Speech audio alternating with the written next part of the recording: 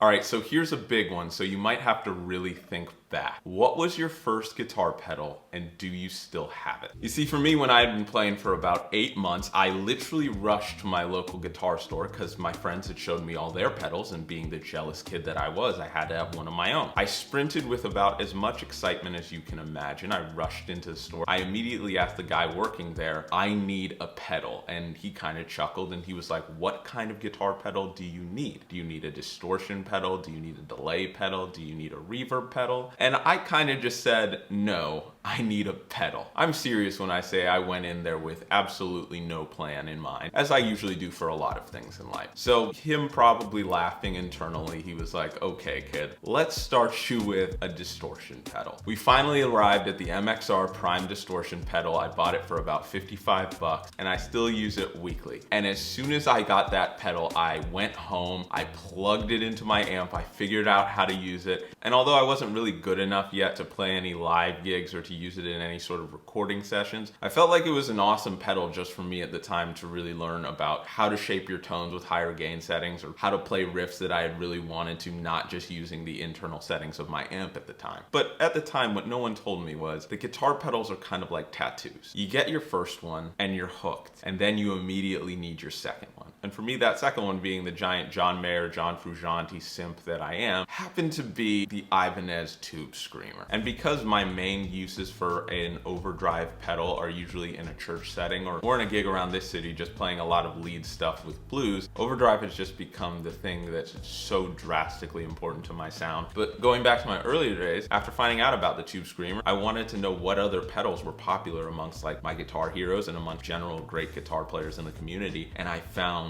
the Boss DS1, and I was like, oh, Frusciante uses it, Satriani uses it. Being the guitar player I am now and looking at what my board needed, I was like, okay, let me see if this DS1 is really what it's all about. So I did my research and I wanted to know if it was like other pedals. Are there different types that people use? How do people usually use it in their chain? And I found that there was this new one, and it was called the WAZA Craft. And a lot of guitar players I see online are kind of talking about it right now. So I was like, Mike, it's go time. Don't run with scissors, kids.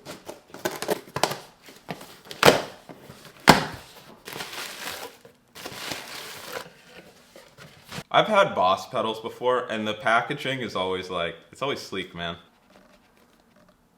Ooh. I haven't gotten any sort of overdrive or distortion pedal in probably over 5 to 6 years, so this is very exciting. So here goes nothing. Right now I literally have it completely clean, just going through a compressor and a reverb.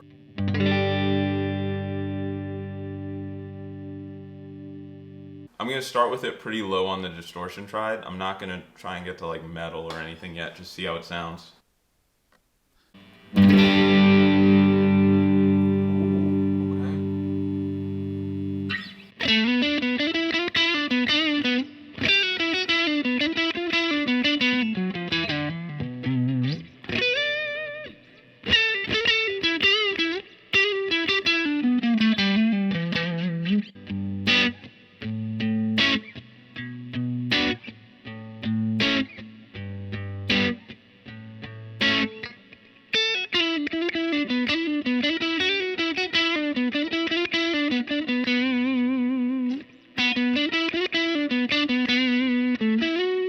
I like it so far because the thing I was worried about is that it wouldn't be able to do the more subtle stuff since it is a distortion pedal. Yeah, that sounded good, so I'm going to turn it up a little bit.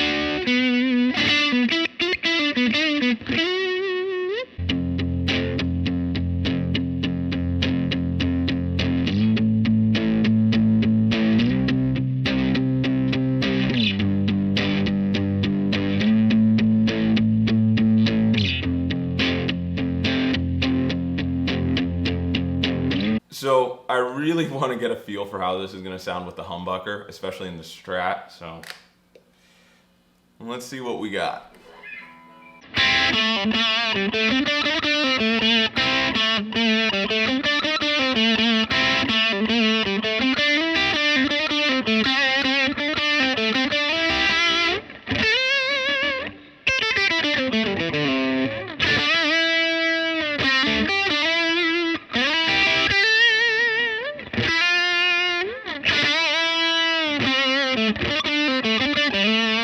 did you catch that boomer bend in there? I wanted to throw that in because I have the humbucker now. So shout out Rhett Schull, because I know he reviewed this and he talked about it. I think I've seen a couple other people talk about how drastic the EQ is on this. So I'm gonna turn the tone all the way down just because I want to see it.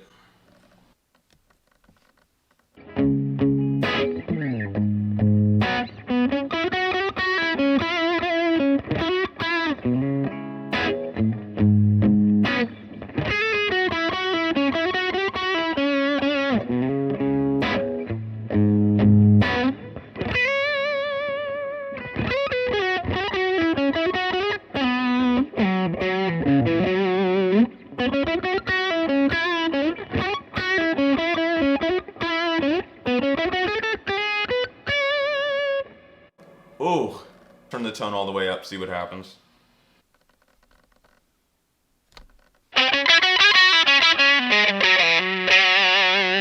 My mic can't even handle that, so I have to turn the volume down.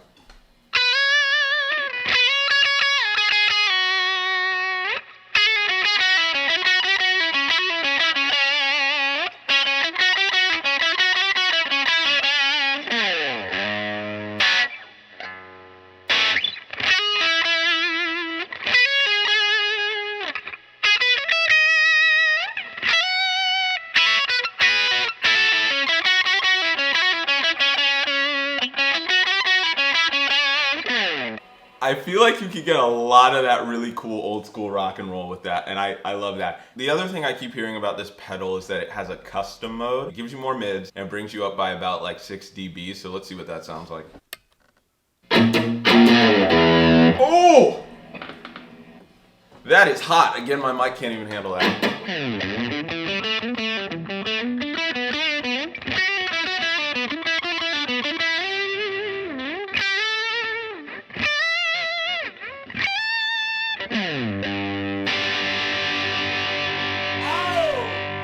That sounds like the That 70s Show like ending thing. I don't even know what chord that is for the Zeppelin song.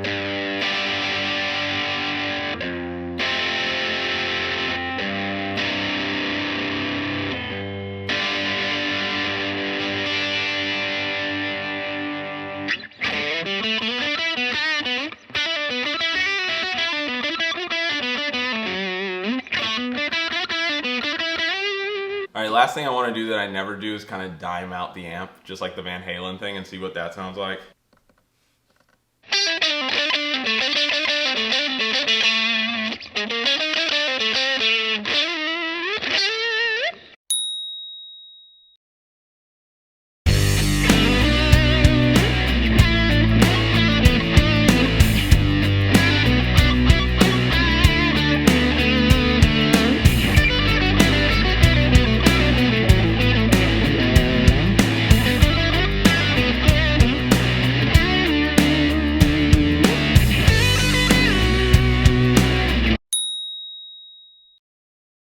Pretty happy to say this thing more than just surprised me. Like, it kind of floored me. I have a lot of different options and pedal effects that I've gathered over the years on my board, but generally I only try to use 2, maybe 3 on at one time and try and get away with doing that the whole gig. And in the future, I really think this could be like my primary drive option. Like I said, I was really worried not so much about like the bigger tones, but about like the more subtle overdrive stuff. Even when I tried with the low EQ setting, like that was really cool. Anyways, thank you so much for watching. Honestly, it's so much fun to like kind of play around with my pedal board and see how I can, with some of this new gear, just advance and see like the variety of tones I can get. Oh, and by the way, this video is sponsored by Sweetwater. They're the ones who gave me this pedal. I know they're pushing some killer Black Friday sales right now. And if you just want to support the channel or check out any of the gear that I used in this video, or pretty much all of my videos, make sure to check out the links below. But anyway, if you had a good time, make sure to like and subscribe. Also, tell me what your main distortion pedal is if you tried the DS1 or what you think of it. Last but not least, make sure to have a fantastic day.